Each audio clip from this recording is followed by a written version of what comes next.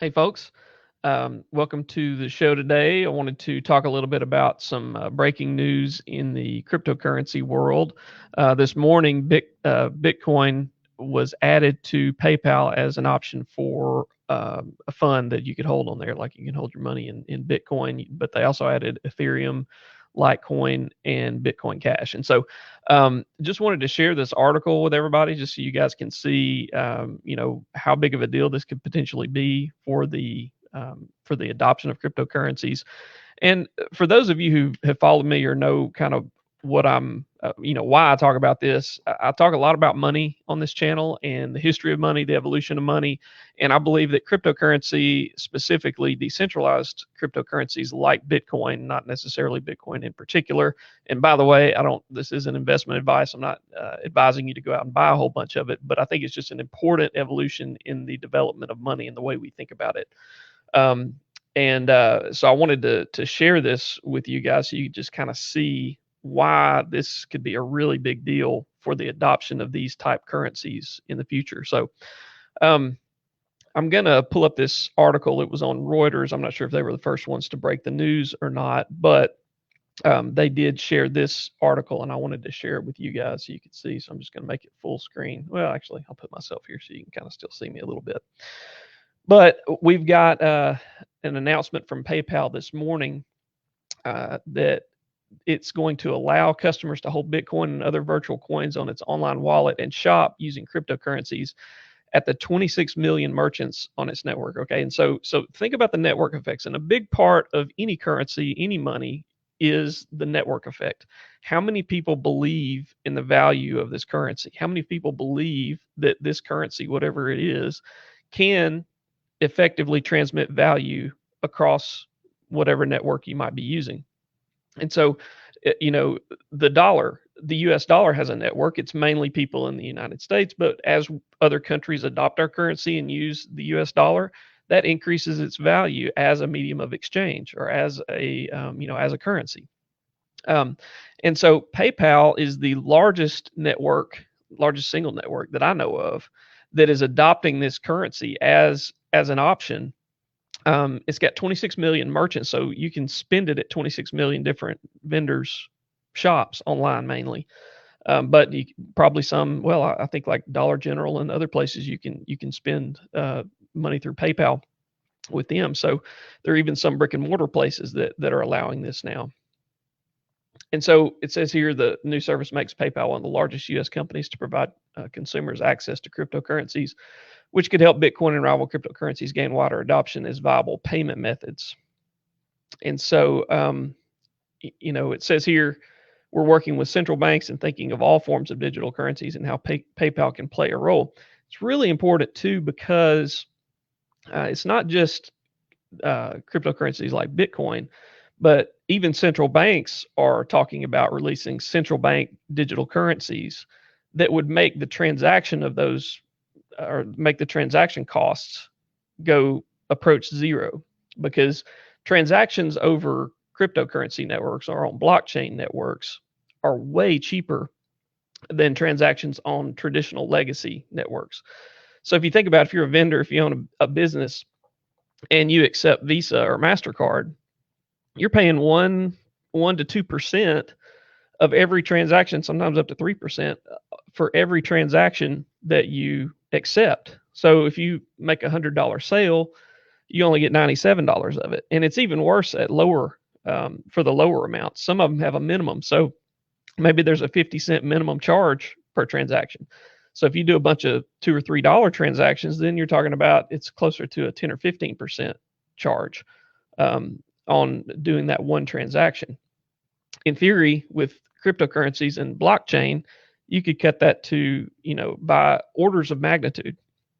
So a dollar transaction may cost you 1/100th of a cent, or almost or nothing in some cases, depending on the type of cryptocurrency you might use.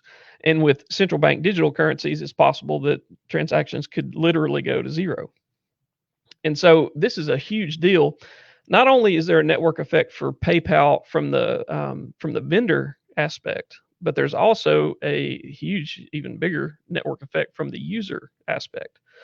Um, let's see, it says here that they've got 346 million active accounts around the world. So they're the biggest one. They've got the biggest market share in this space.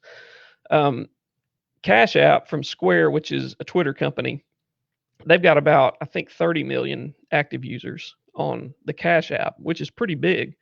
And they allow cryptocurrency transactions on there. But they are, 1/10 the size of PayPal. So not only do you have PayPal, with PayPal, you've also got Venmo. So Venmo is actually a PayPal company as well.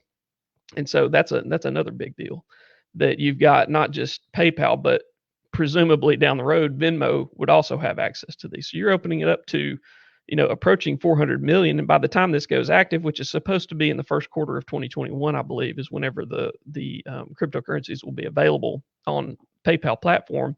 You're looking at potentially up to 500 million customers. And they prices went up today for both PayPal and Bitcoin. Bitcoin is now approaching its high since July of 2019. In fact, it may be above that by now. Not sure, but anyway, there are some things here just that I wanted to bring up. There are, of course, with Bitcoin, with cryptocurrencies in general, there's been a struggle with how to use this as a payment method, right? So how do you use a cryptocurrency or any kind of currency that's so volatile in price? Well, one of the ways they have fixed this, and on the PayPal network at least, is all the transactions settle into cash. So if you want to pay for a computer that you buy on eBay with PayPal and it costs $200, you will set up the transaction in terms of Bitcoin, and you just say you want to pay $200 worth of Bitcoin for this laptop, and then it would settle in cash to the vendor. So it wouldn't, they wouldn't receive Bitcoin as payment. It may be the case down the road, but for right now, all the payments are going to settle into cash or into dollars. So that should make it a little bit more easy for people, because some people wouldn't want to accept Bitcoin, but if you're paying in Bitcoin but they're receiving cash, the vendor doesn't, they'll never see the Bitcoin. It won't won't register to them, oh, I'm taking Bitcoin. But it will enable people to say they can take Bitcoin as payment. But it also will allow, it says here, Ethereum, Bitcoin Cash, and Litecoin. And so let's see, they are teaming up with the cryptocurrency firm Paxos Trust to offer the service, and so they're using them as their settlement, I'm sure, for making the transactions happen. So anyway, I just wanted to let you guys know this. It's a really big deal. The cryptocurrency prices are going crazy right now. I don't normally talk about prices, and I don't know what the price ought to be. I don't know if now's a good time to buy or not. That's not something that I speculate on. But right now, the price of Bitcoin is approaching 12,800. Yesterday it was hovering around $12,000 per Bitcoin, and today it's up around 12,800, and it's been a little bit higher, I believe. I'm not sure what the high is for the day. Yeah, it's right at close to the high, 12,866. So it is right at the high right now, and that's the high for the last probably 2 years, I would think. Close to it. It's close to a 2-year high at least, maybe even no, not quite a 3-year high, because 3 years ago the highest price Bitcoin has ever gotten to was $20,000 back in 2018, I believe, beginning of 2018 or the end of 2017. So anyway, I just want to let you guys know about this. It's a big deal, something that people have been talking about for years. Like, when is PayPal going to do it? Because once a company like PayPal does it, they weren't the first to do it, but they're the biggest, and it's going to cause all these other payment processors to probably adopt additional cryptocurrencies or additional currencies that they would want to. I'm gonna put myself back up here now.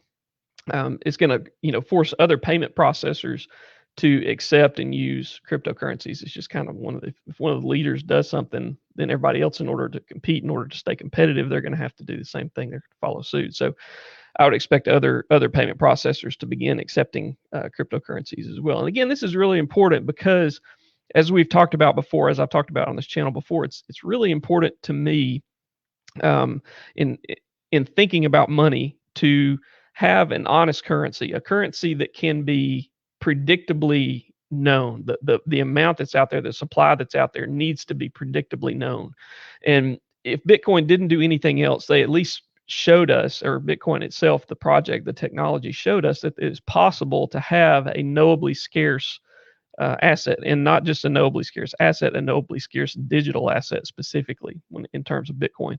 We know that there will only ever be 21 million Bitcoin in existence. Um, but with our central bank currencies like the US dollar, fiat currencies, you might call them, the government has complete control over how much is issued at a time, what the supply is that's out there. They control that, and that gives them lots of power. As that power can be, as that power is decentralized through the use of cryptocurrencies and other digital currencies that are knowably scarce, then you can devolve power away from a centralized authority, which I think is a good thing. It's one of my values, that I think is important, that we need to decentralize power as much as possible. And so there's a philosophical element to my belief in Bitcoin, and I want to be transparent about that, so that if I ever talk about it, I'm not saying necessarily that you should go invest a bunch of money in it. I'll never say that. But I have a philosophical belief that it represents something that can change the world, and it can change, the power dynamics in society itself. And so it's not just, to me, in my view, a potentially good, asset that you could potentially invest in. It's not a stable, or it's just it's a very, it's very volatile. There's a lot of stuff. It's like a moonshot asset that you might invest in. And so you have to be really careful in what you would put in there. But it's also it's something I believe in. I think it can change the world and change the way we view money, and the way we interact with each other, the way power works in society. I think it can change all those things. So anyway, just want to let you guys know about that. And please, if you have questions or anything, I'd be glad to interact with you in the comments on this video. Please like and share this video. Tell your friends about what I'm trying to do here with CFO Dad. I want you guys to be informed. I want you guys to know what's going on, and this is one of the ways that I want to help, is by, when something new like this comes out, I want to let you guys know as fast as I can. So anyway, thank you guys for watching. Please, like, share, subscribe. Look me up on YouTube. I'll post this there shortly. So thank y'all for watching.